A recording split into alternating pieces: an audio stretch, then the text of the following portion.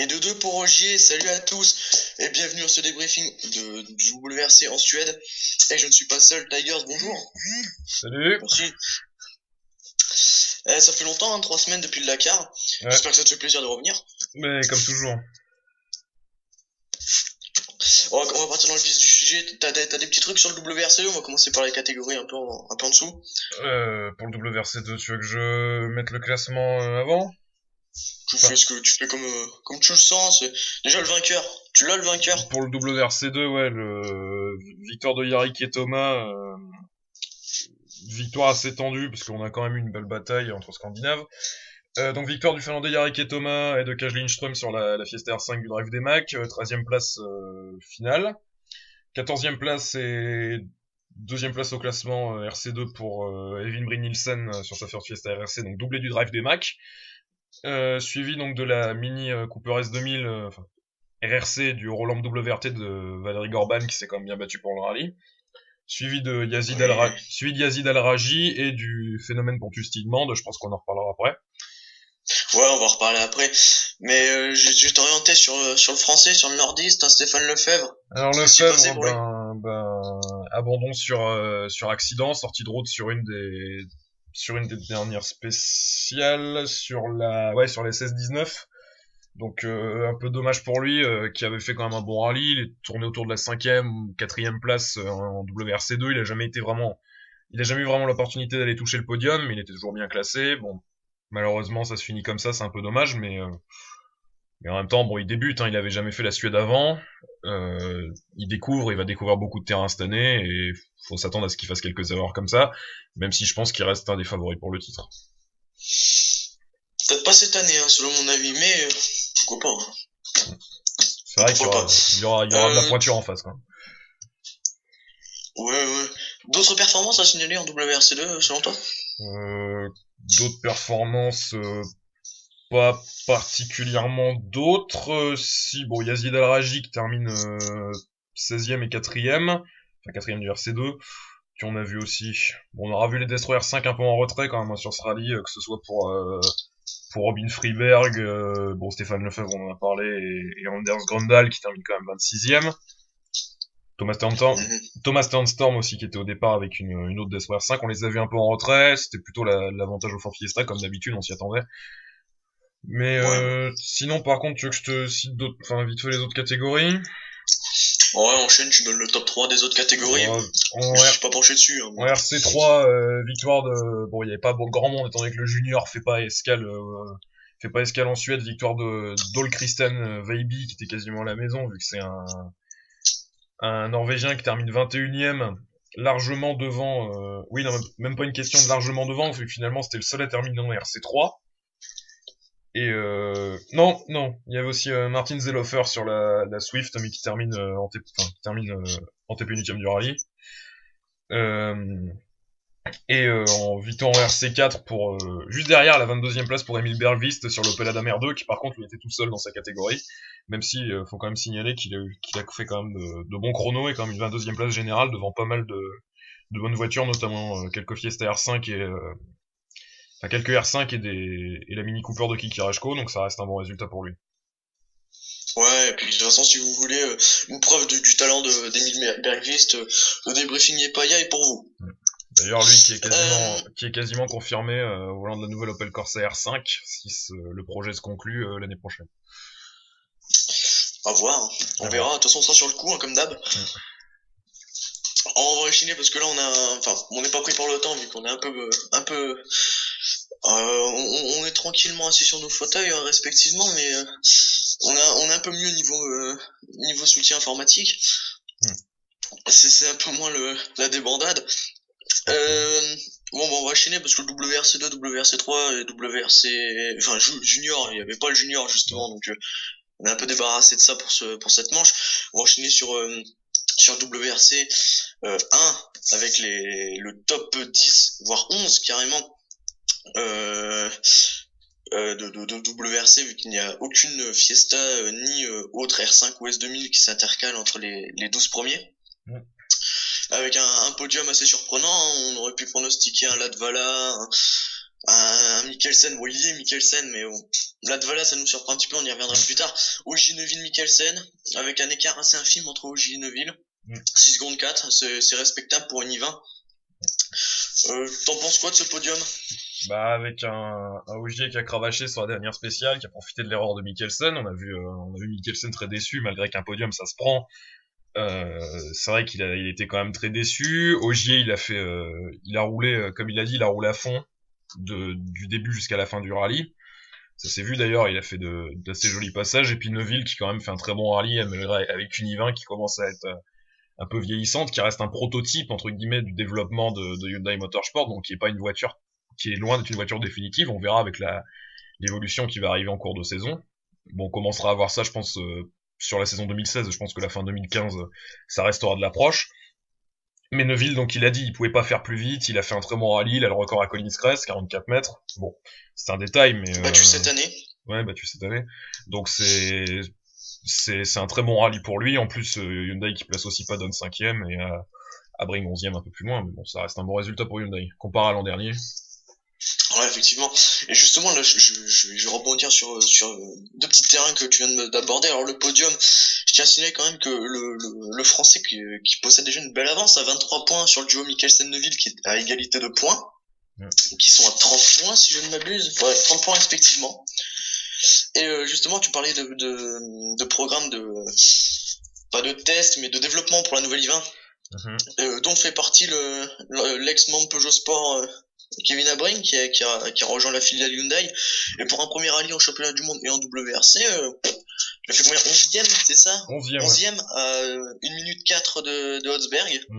Ça va, c'est potable. Hein, oui, il a fait un bon rallye malgré une erreur. En fait, il était très bien parti. Il a prouvé une bonne pointe de vitesse malgré une grosse erreur dans les premières spéciales qui l'a retardé beaucoup. Mais en même temps, il découvrait, on peut pas lui en vouloir. Il a fait très peu de WRC, à part à l'époque Volkswagen, l'époque où Volkswagen découvrait et qui lui ont demandé d'établir quelques chronos sur les Fabia histoire de se donner une base.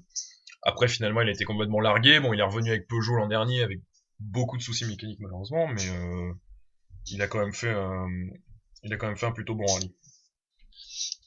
Ensuite, j'aborde le sujet des 4, si j'en compte bien, des 4, on va dire, sous affiche. Tanak, Evans, Mick et Prokop. C'est pas trop mal dans l'ensemble. Oui. T'en penses quoi? Evans, Mick, Prokop, 6, 7, 8. Ouais, 6, 7, 8, ils se suivent, hein, et puis ils sont pas non plus dans de mauvaises dispositions, hein, 12, 20 secondes.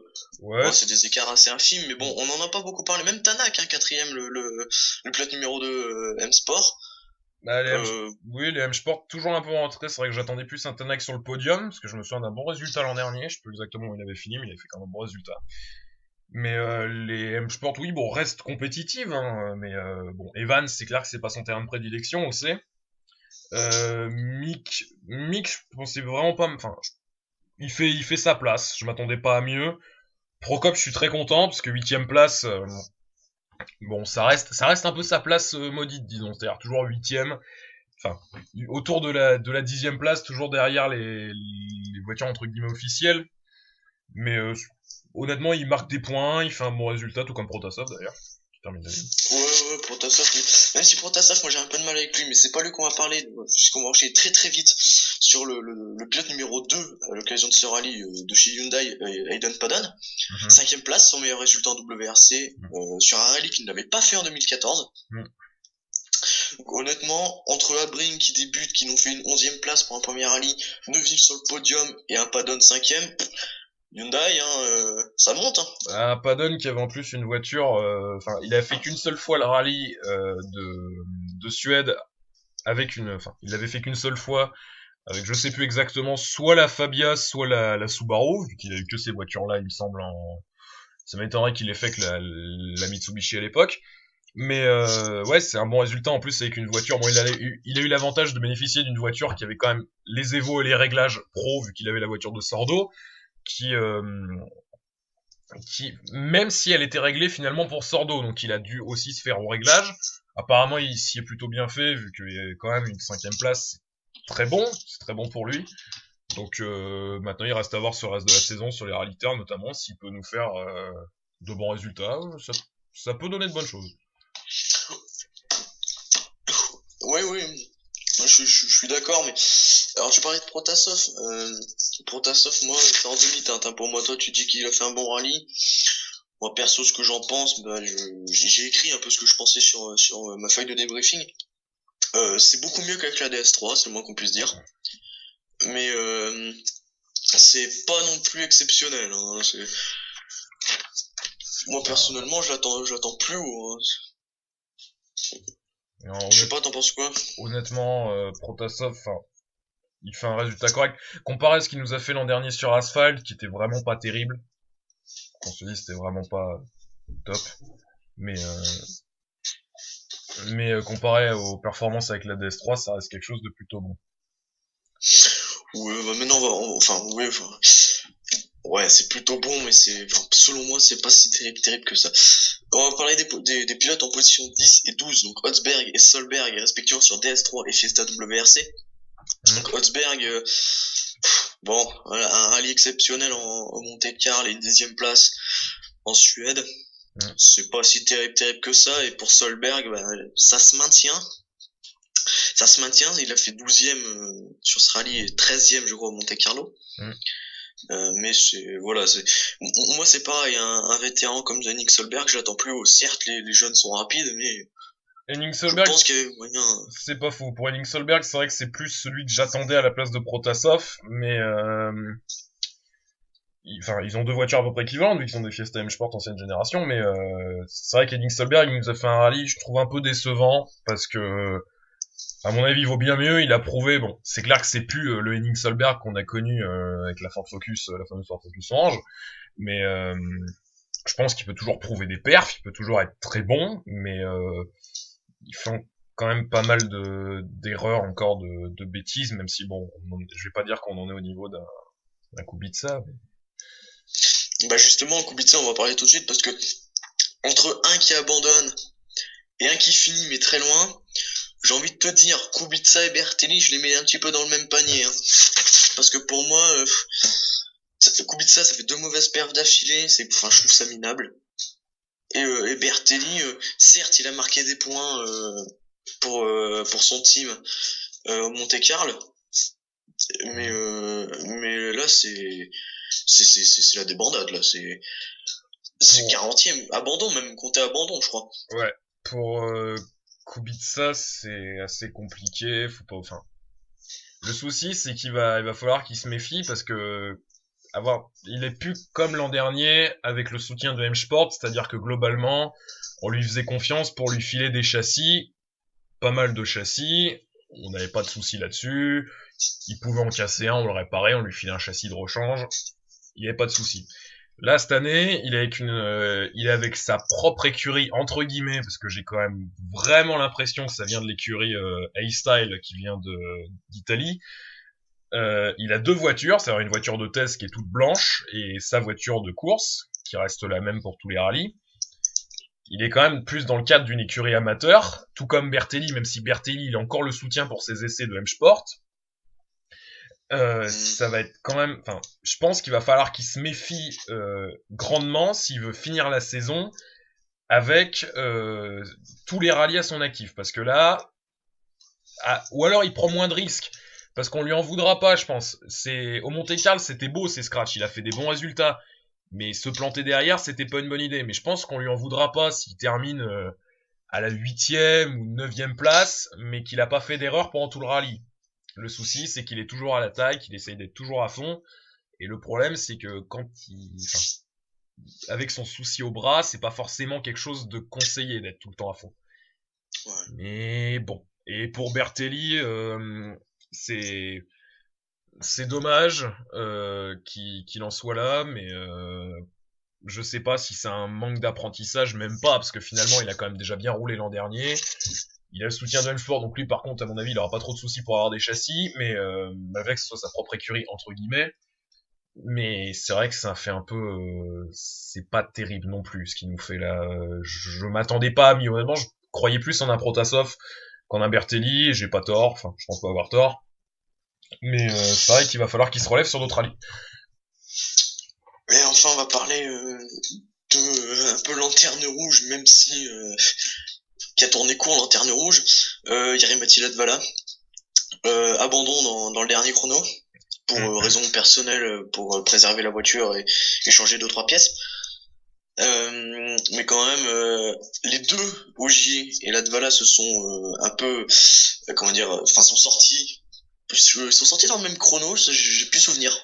Ils sont sortis. Je me souviens d'un chrono. Oui, c'était dans le même chrono. Là où Ogier descend 4ème et là où Latvala descend 23ème, donc il perd beaucoup plus de temps. Et il me semble que c'était dans le même chrono, ouais, de ce que je me souviens. Ouais, puis c'est Ogier, bon, il est remonté parce que 4ème c'est remontable, surtout qu'il il avait vraiment fait une remontée spectaculaire, hein, comme on l'a dit auparavant. Mais Latvala, il est remonté que 12ème avant de signaler son abandon. Ouais. On lui en veut pas parce que de toute façon, qu'il finisse 12ème ou abandon, il marquait pas de points.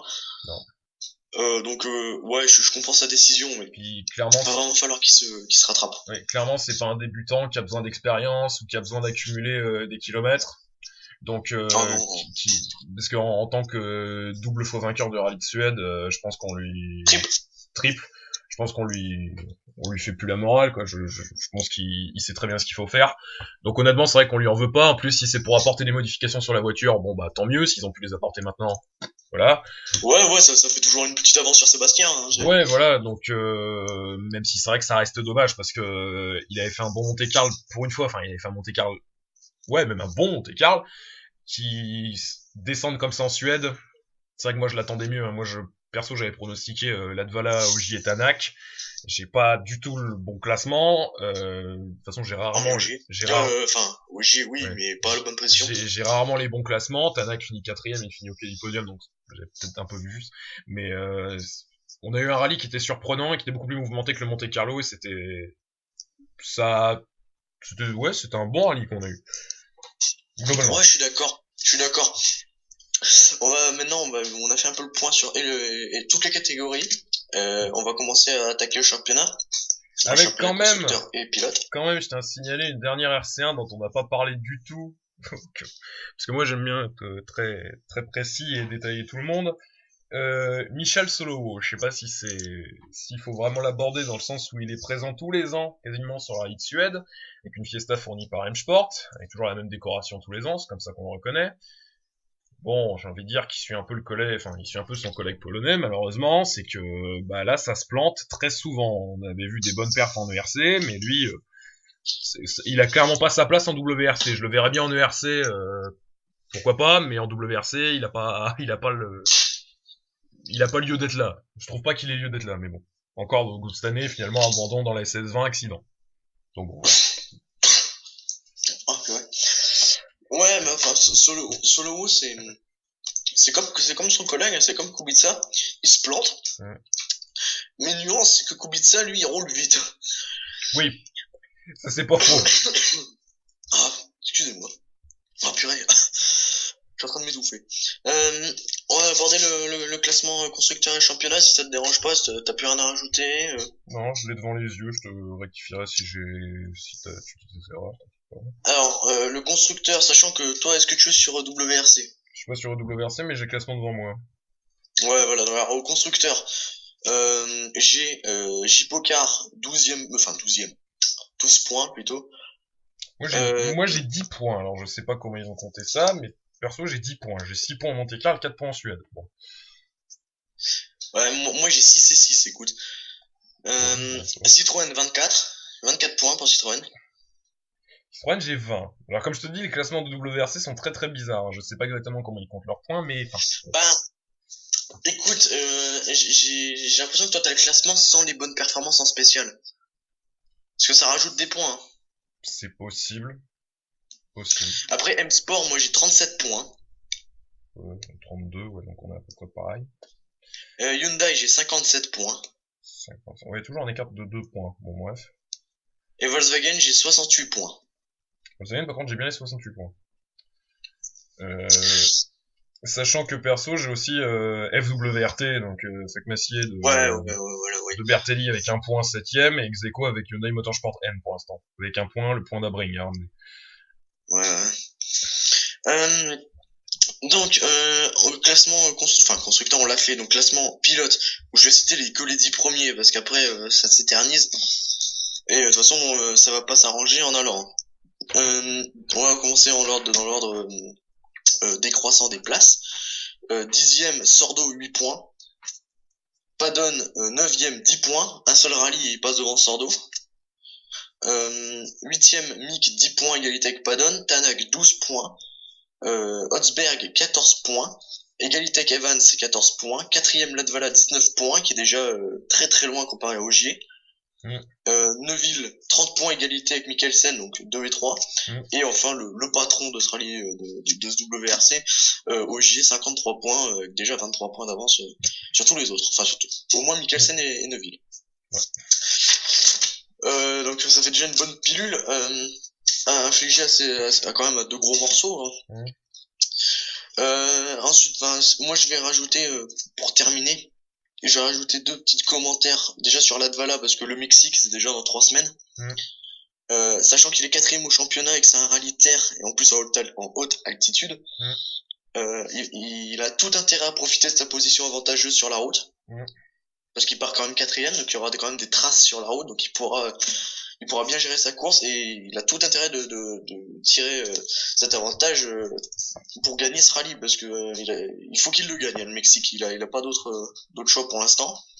Bon, c'est que le 3e rallye, voilà, il y en a d'autres, mais il a pas d'autre choix pour l'instant. Au global, moi, même si Ogier il a fait une petite erreur, je trouve que le suspense se faisait rare, parce qu'Ogier on l'a vu très très rapide. Et il décroche sa seconde victoire de la saison aisément, plus les 3 points de la Power Stage, donc je demande le peuple. Et si t'as rien à rajouter, c'est sur ces mots qu'on va finir. Alors je vais faire une petite aparté, classement des autres catégories, classement général des autres catégories vite fait. Juste pour citer le top 5 en RC2 actuellement, qui est Thomas à 25 points devant ex-aequo avec Lefebvre. Brin à 18 points, ex-aequo avec Bryn Nielsen. Et Gorban à 15 points, à égalité avec Kramer, vu que de toute façon, finalement, les premiers n'étaient pas, soit étaient au Monte-Carlo, soit étaient en Suède, mais n'étaient pas sur les deux. En RC3, c'est un peu différent. Alors RC3, pas junior, c'est Vebi qui est en tête avec 40 points devant Gilbert 25, Reidman 18 et Tempestini 12, Consani 10, Stéphane Consani. Et c'est à peu près tout sur les classements généraux des autres catégories. Sachant que je me permets de te corriger un petit peu, t'as dit que en WRC2 ils étaient soit présents sur l'un ou l'autre. Stéphane Lefebvre a fait les deux. Oui, Lefebvre a fait les deux mais n'a pas marqué de points, donc. Ouais, il a pas marqué de points en Suède et il a marqué des points en Monte-Carlo. Bah il a gagné.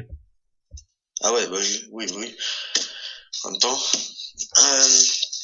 c'est facile de marquer des points quand on gagne sa catégorie. Bon, sur ce, rien à rajouter? Non, ça va aller. Non, sur ce, bah écoutez, on va vous laisser. Le prochain débrief, je pense, voire même briefing, parce que la saison de Formule 1 va bientôt arriver. On va bien s'amuser. Enfin, c'est pour moi. Et tu vas m'accompagner si jamais le cœur t'en dit. T'inquiète pas, j'attends aussi avec impatience la saison. On va bien s'amuser. Tu m'accompagneras sur les autres débriefings si le cœur t'en dit, que ce soit VRC ou WRC, ou même F1, et voire même NASCAR, et bien sûr un petit débriefing surprise qui arrivera début juin, j'en parle pas. Wow, tout le monde a vu ce que c'était. C'est facile de deviner. Hein. Sur ce, avant de dire des conneries, on va se quitter très vite. Et on va pas vous accrocher à jambe plus longtemps. Salut! Salut!